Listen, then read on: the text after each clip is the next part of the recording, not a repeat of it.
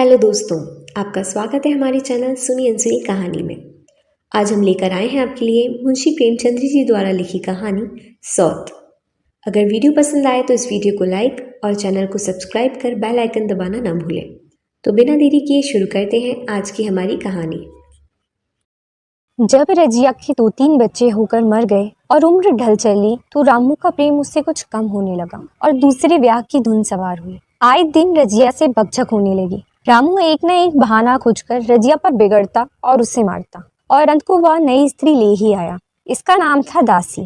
चंपई रंग था, बड़ी बड़ी आंखें, जवानी की उम्र। पीली कुशांगी रजिया भला इस नव्यौवना के सामने क्या जांचती। फिर भी वह जाते हुए स्वामित्व को जितने दिन हो सके अपने अधिकार में रखना चाहती थी। तिगड़ते हुए छप्पर को दुनिया से संभालने की चेष्टा कर रही थी। इस घर को उसने मर मर कर बनाया है, उसे सहज ही नहीं छोड़ सकती। वह इतनी बेसमझ नहीं है कि घर छोड़कर जी जाए और दसिया राज करे। एक दिन रजिया ने रामू से कहा, मेरे पास साड़ी नहीं है, जाकर ला दो। रामू उसके एक दिन पहले दासी के लिए एक अच्छी सी चुंदरी लाया था। रजिया की मांग सुनकर बोला, मेरे पास अभी रुपया नहीं है। रजिया को साड़ी की उतनी चाह न थी जितनी रामू और दसिया के आनंद में विघ्न डालने की। बोली, रुपया नहीं थे तो कल अपनी चहेती के लिए चुंदरी क्यों लाए? चुंदरी के बदले उसी दाम में 2 साड़ियां लाते तो एक मेरे काम ना आ जाती। रामू ने स्वेच्छा भाव से कहा, मेरी इच्छा, जो चाहूंगा करूंगा, तू बोलने वाली कौन है? अभी उसके खाने खिलने के दिन है। तू चाहती है मैं अभी से उसे नॉन तेल की चिंता में डाल दूं? या मुझसे ना होगा? तुझे ओढ़ने पहनने की साध है तो काम कर। भगवान ने क्या हाथ पे नहीं दिए? पहले तो घड़ी रात उठकर काम धंधे में लग जाती थी, अब उसकी डाह में पहर दिन तक पड़ी रहती है। तो रुपये की आकाश से गिरेंगे? मैं तेरे लिए अपनी जान थोड़ी ही दे दूंगा। रजिया ने कहा, तो क्या मैं उसकी लौंडी हूँ जो वह रानी की तरह पड़ी रहे और मैं घर का सारा काम करती रहूं? इतने दिनों छाती फाड़ कर काम किया, उसका यह फल मिला तो अब मेरी बला काम करने आती है। मैं जैसे रखूंगा वैसे ही तुझे रहना पड़ेगा। मेरी इच्छा होगी तो रहूंगी, नहीं अलग हो जाऊंगी। जो तेरी इच्छा हो कर, मेरा गला छोड़। अच्छी बात है, आज से तेरा गला छोड़ती हूँ, समझ लूंगी विधवा हो गई। रामू दिल में इतना तो समझता था कि यह गृहस्थी रजिया की जुड़ी हुई है, चाहे उसके रूप से उसके लोचक विलास के लिए आकर्षण न हो। संभव था कुछ देर के बाद वह जाकर रजिया को मना लेता, पर दासी भी कूटनीति में कुशल थी। उसने गर्म लोहे पर चोटी जमाना शुरू की। बोली, आज देवी किस बात पर बिगड़ रही थी? रामू ने उदास मन से कहा, तेरी चुंदरी के पीछे रजिया महाभारत मचाए हुए है। अब कहती है अलग रहूंगी। मैंने कह दिया, तेरी जैसी इच्छा हो कर। दसिया ने आंखें मटका कर कहा, यह सब नखरे हैं कि आकर हाथ पांव जोड़ें, मनावरे करें और कुछ नहीं। तुम चुपचाप बैठे रहो, 2-4 दिन में आप ही गर्मी उतर जाएगी। तुम कुछ बोलना नहीं, उसका मिजाज और आसमान पर चढ़ जाएगा। रामू ने गंभीर भाव से कहा, दासी, तुम जानती हो वह कितनी घमंडिन है। वह मुंह से जो बात करती है उसे करके छोड़ती है। रजिया को भी रामू से ऐसी कृतज्ञता की आशा न थी। वह अब पहले जैसी सुंदर नहीं, इसलिए रामू को अब उससे प्रेम नहीं है। पुरुष चरित्र में यह कोई असाधारण बात न थी, लेकिन रामू से अलग रहेगा उसका उसे विश्वास न आता था। यह घर उसी ने पैसा जोड़कर बनवाया, गृहस्थी भी उसी की जोड़ी हुई है, अनाज का लेन देन उसी ने शुरू किया। इस घर में आकर उसने कौन कौन से कष्ट नहीं झेले। इसलिए तो कि पौरुष थक जाने पर एक टुकड़ा चैन से खाएगी और पड़ी रहेगी, और आज वह इतनी निर्दयता से दूध की मक्खी की तरह निकालकर फेंक दी गई। रामू ने इतना भी नहीं कहा, तू अलग नहीं रह पाएगी, मैं या खुद मर जाऊंगा या तुझे मार डालूंगा, पर तुझे अलग ना होने दूंगा। तुझसे मेरा ब्याह हुआ है, हंसी ठट्ठा थोड़ी नहीं।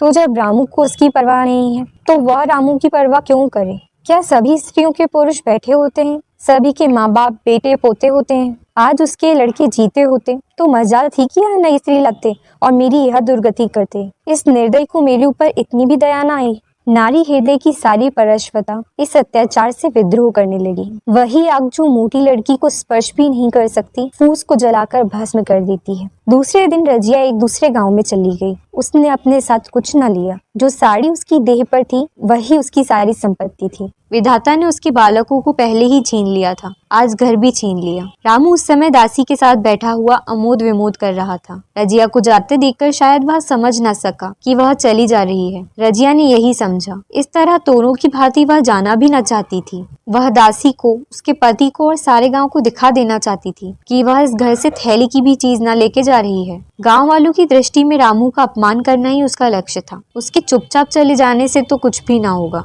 रामू उल्टा सबसे कहेगा। रजिया घर की सारी संपदा उठा ले गई। उसने रामू को पुकार कर कहा, संभालो अपना घर, मैं जाती हूँ। तुम्हारे घर की कोई भी चीज अपने साथ नहीं ले जाती। रामू एक क्षण के लिए कर्तव्य भ्रष्ट हो गया। क्या कहे, उसकी समझ में नहीं आया। उसे आशा न थी कि वह यूं जाएगी। उसने सोचा था जब वह घर ढोकर ले जाने लगेगी तब वह गांव वालों को दिखाकर उनकी सहानुभूति प्राप्त करेगा। अब क्या करे? दासी बोली, जाकर गांव में ढिंडोरा पीटाओ, यहाँ किसी का डर नहीं है। तू अपने घर से लेकर ही क्या आई थी जो कुछ लेकर जाओगी? रजिया ने उसके मुंह ना लगकर रामू से ही कहा, सुनते हो अपनी चहेती की बातें, फिर भी मुंह नहीं खुलता। मैं तो जाती हूँ, लेकिन दस्सू रानी, तुम भी बहुत दिन राज न करोगी।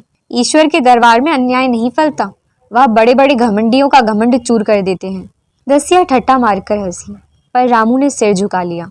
रजिया चली गई। रजिया जिस नए गांव में आई थी वह रामू के गांव से मिला ही हुआ था, अतएव यहाँ के लोग उससे परिचित हैं। वह कैसी कुशल गृहिणी है, कैसी मेहनती है, कैसी बात की सच्ची है, यहाँ किसी से ना छिपा था। रजिया को मजदूरी मिलने में कोई बाधा ना हुई। जो एक लेकर दो का काम करे उसे काम की क्या कमी। 3 साल एक रजिया ने कैसे काटे, कैसे एक नई गृहस्थी बनाई, कैसी खेती शुरू की, इसका बयान करने बैठे तो पोथी हो जाए। संचय के जितने मंत्र हैं, जितने साधन हैं, वे रजिया को खूब मालूम थे। फिर अब उसे लाग हो गई थी और लाग में आदमी की शक्ति का वारापार नहीं रहता। गांव वाले उसका परिश्रम देखकर दांतों तले उंगली दबाते थे। वह रामू को दिखा देना चाहती है, मैं तुमसे अलग होकर भी आराम से रह सकती हूँ। वह अब पराधीन नारी नहीं है, अपनी कमाई खाती है। रजिया के पास बैलों की एक अच्छी जोड़ी है। रजिया उन्हें केवल खली भूसी देकर नहीं रह जाती, रोज 2-2 रोटियां भी खिलाती है। फिर उन्हें घंटों सहलाती है। कभी कभी उनके कंधों पर सिर रखकर रोती है और कहती है, अब बेटे हो तो पति हो तो तुम ही हो,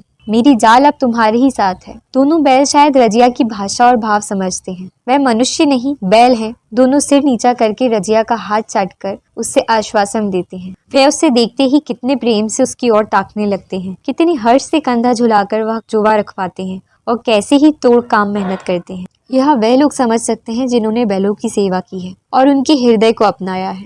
रजिया इस गांव की चौधराइन है। उसकी बुद्धि जो पहले नित्य आधार खोजती रहती थी और स्वच्छंद रूप से अपना विकास न कर सकती थी, अब छाया से निकलकर प्रौढ़ और उन्नत हो गई है।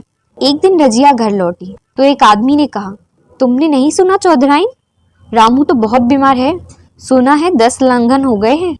रजिया ने उदासीनता से कहा, जूड़ी है क्या? जूड़ी नहीं, कोई दूसरा रोग है। बाहर खाट पर पड़ा था। मैंने पूछा कैसा जी है रामू, तो रोने लगा। बुरा हाल है, घर में एक पैसा भी नहीं है कि दवा दारू करे। दसिया की एक लड़का हुआ है, वह तो पहले भी काम धंधा न करती थी और अब तो लड़कोरी है, कैसे काम करने आए। सारी मार रामू के सर जाती है। फिर गहने चाहिए, नई दुल्हनिया यूं कैसे रहे। रजिया ने घर में जाते हुए कहा, जो जैसा करेगा आप भोगेगा। लेकिन अंदर उसका जी न लगा। वह एक क्षण में फिर बाहर आई।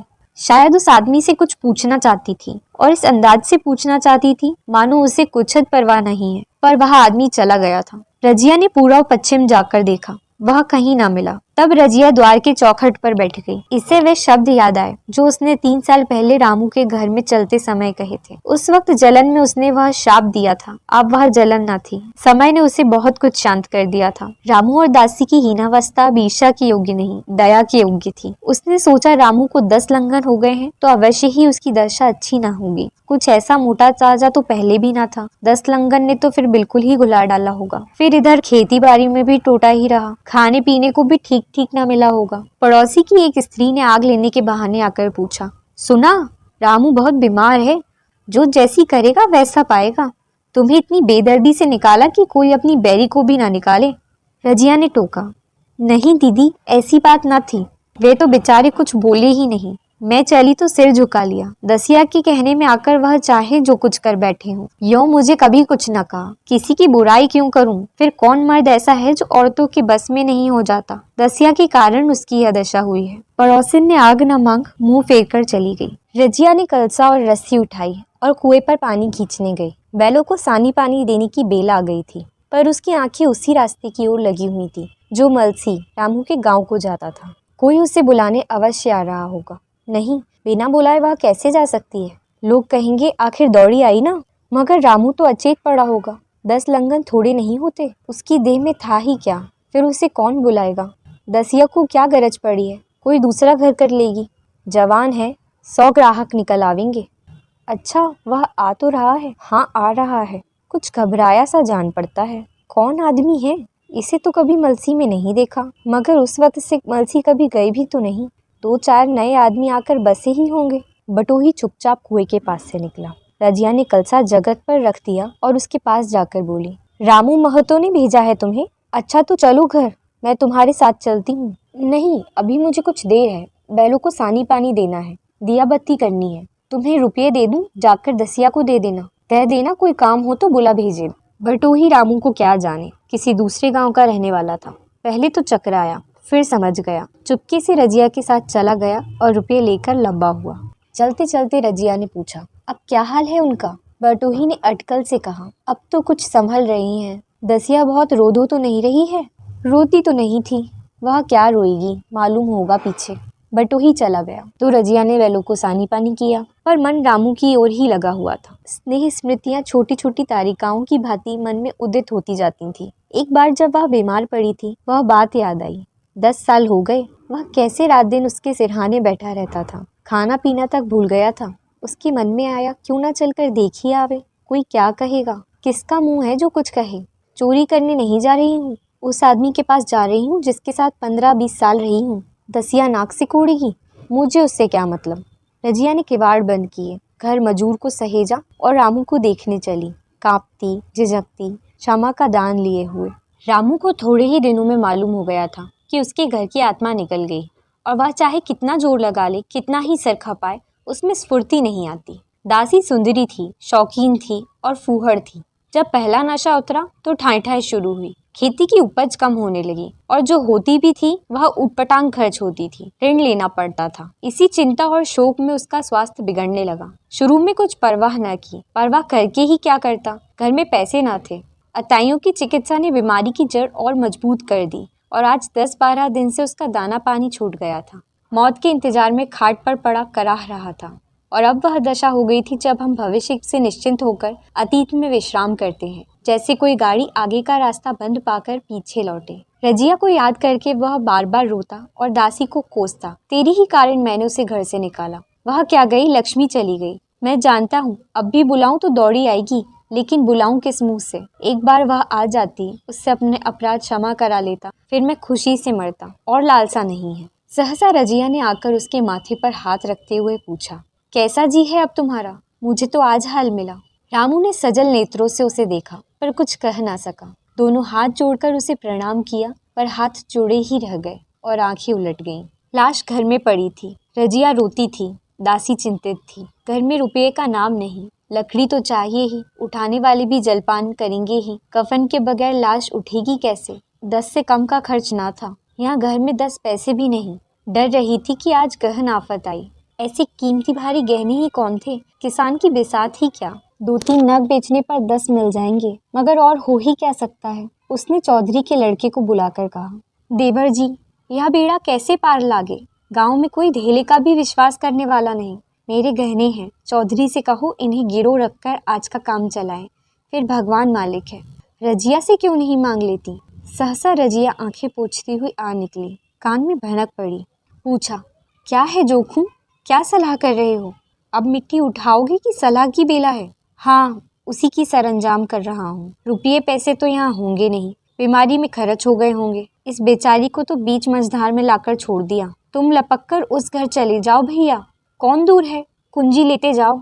मंजूर से कहना भंडार से 50 रुपये निकाल दे। कहना ऊपर की पटरी पर रखे हैं। वह तो कुंजी लेकर उधर गया। इधर दसिया राजू के पैर पकड़कर रोने लगी। बहनापे की ये शब्द उसके हृदय में बैठ गए। उसने देखा रजिया में कितनी दया, कितनी क्षमा है। रजिया ने उसे छाती से लगाकर कहा, क्यों रोती है बहन? वह चला गया, मैं तो हूँ, किसी बात की चिंता ना कर। इसी घर में हम और तुम दोनों उसके नाम पर बैठेंगी। मैं वहाँ भी देखूंगी, यहाँ भी देखूंगी। धाप भर की बात ही क्या, कोई तुमसे गहने पाते मांगे तो देना मत। दसिया का जी होता था कि सिर पटक कर मर जाए। इसे उसने कितना जलाया, कितना रुलाया और घर से निकाल कर छोड़ा। रजिया ने पूछा, जिस जिसके रुपये हों सूरत करके मुझे बता देना, मैं झगड़ा नहीं रखना चाहती। बच्चा दुबला क्यों हो रहा है? दसिया बोली, मेरे दूध होता ही नहीं। गाय जो तुम छोड़ कर गई थी वह मर गई, दूध नहीं पाता। राम राम, बेचारा मुरझा गया। मैं कल ही गाय लाऊंगी, सभी गृहस्थी उठा लाऊंगी। वहाँ क्या रखा है? लाश से उठी रजिया उसके साथ गई। दाह कर्म किया, भोज हुआ, कोई 200 रुपये खर्च हो गए, किसी से मांगने न पड़े। दसिया के जौहर भी इस त्याग की आंच में निकल आए। विलासिनी सेवा की मूर्ति बन गई। आज रामू को मरे 7 साल हुए हैं। रजिया घर संभाले हुए है। दसिया को वह सौत नहीं बेटी समझती है। पहले उसे पहनाकर तब आप पहनती है, उसे खिलाकर आप खाती है। जोखू पढ़ने जाता है, उसकी सगाई की बातचीत पक्की हो गई। इस जाति में बचपन में ही ब्याह हो जाता है। दसिया ने कहा, बहन गहने बनवाकर क्या करोगी? मेरे गहने तो धरे ही हैं। रजिया ने कहा, नहीं दी, उसके लिए नए गहने बनवाऊंगी। अभी तो मेरा हाथ चलता है, जब थक जाऊं तो जो चाहे करना। तेरे अभी पहनने ओढ़ने के दिन हैं, तू अपने गहने रहने दे। नाइन ठाकुर सुहाती करके बोली। आज जोखू के बाप होते तो कुछ और ही बात होती। रजिया ने कहा, वह नहीं है तो मैं तो हूँ। वे जितना करते मैं उसका दुगना करूंगी। जब मैं मर जाऊं तब कहना जोखू का बाप नहीं है। ब्याह के दिन दसिया को रोते देखकर रजिया ने कहा, बहू तुम क्यों रोती हो? अभी तो मैं जीती हूँ, घर तुम्हारा है, जैसे चाहो रहो। मुझे एक रोटी दे दो बस, और मुझे क्या करना है? मेरा आदमी मर गया, तुम्हारा तो अभी जीता है। दसिया ने उसकी गोद में सिर रख दिया और खूब रोई। जीजू तुम मेरी माता हो, तुम ना होती तो मैं किसके द्वार पर खड़ी होती? घर में तो चूहे लौटते थे, उनके राज में मुझे दुख ही दुख उठाने पड़े। सुहाग का सुख तो मुझे तुम्हारे राज में मिला। मैं दुख से नहीं रोती, रोती हूँ भगवान की दया पर कि कहाँ मैं और कहाँ यह खुशहाली। रजिया मुस्कुराकर रो दी।